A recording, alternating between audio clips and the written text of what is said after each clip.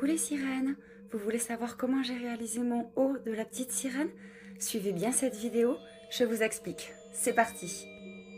J'ai commencé par la sculpture de coquilles directement en résine. J'ai pas filmé cette partie-là parce que franchement c'était tellement galère que je savais même pas si j'allais finir par y arriver. Mais voilà au résultat que je suis arrivée. À partir de ces coquilles en résine, j'ai créé un moule en silicone.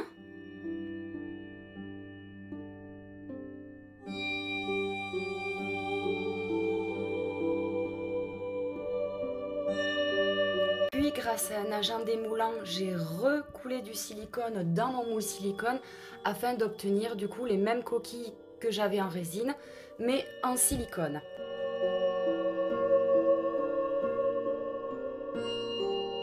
Puis enfin de mes coquilles en silicone, j'ai pu obtenir un moule en résine absolument parfait, léger et surtout très solide.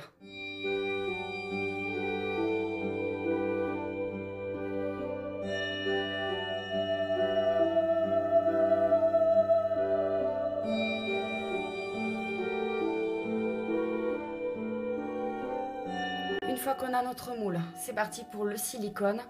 Alors pour mes coquilles, il me faut environ 300 g de silicone, mais il faut le faire petit à petit. Je commence par une fine couche, j'attends que cette fine couche-là sèche et ensuite j'y applique mes magnifiques paillettes caméléon violet avec des reflets bleutés.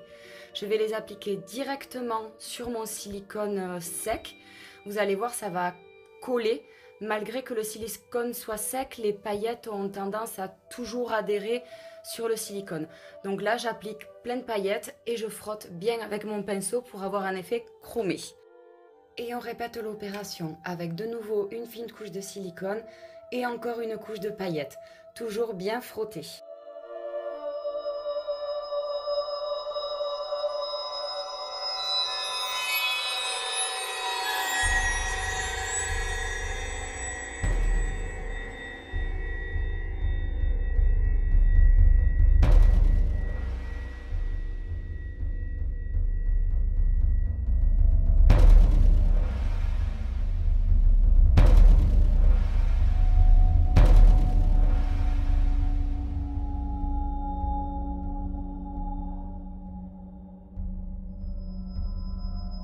Voilà, la couche de silicone sur les deux couches de paillettes sont faites. Je passe maintenant à l'application directement de poudre pigmentée. Pareil, directement sur le silicone sec. Et une dernière couche de silicone, toujours fine, afin de fixer le tout.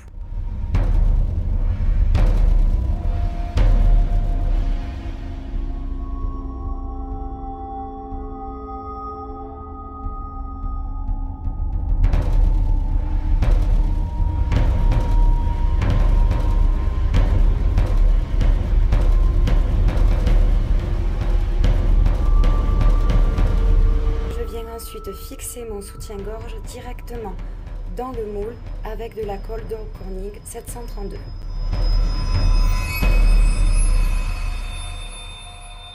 Une fois sec, je vais remplir mon coquillage, toujours avec la même colle et avec du velours doux. Ce sera du coup beaucoup plus confortable et beaucoup plus agréable sur la peau que directement le silicone.